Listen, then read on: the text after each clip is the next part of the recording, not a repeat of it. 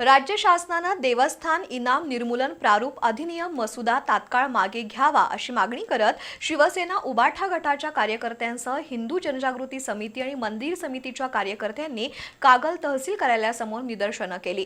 मागणीचं निवेदन तहसीलदार अमरदीप वाकडे यांना देण्यात आलंय।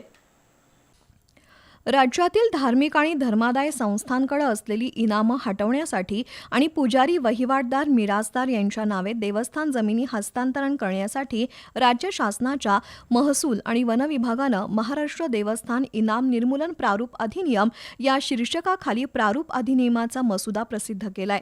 तसंच 5 जून 2026 पर्यंत संबंधित विभागीय आयुक्त कार्यालयाकडे सूचना आणि हरकती सादर करण्याची मुदत दिली आहे। हा कायदा हिंदू देवस्थानांच्या धार्मिक आणि मालमत्ताविषयक अधिकाराचं उल्लंघन करणारा आहे।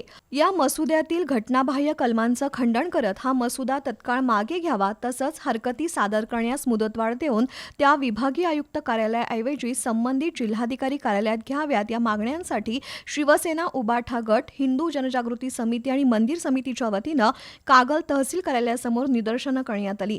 तसंच मागण्यांचं निवेदन तहसीलदार अमरदीप वाकडे यांना देण्यात आलं।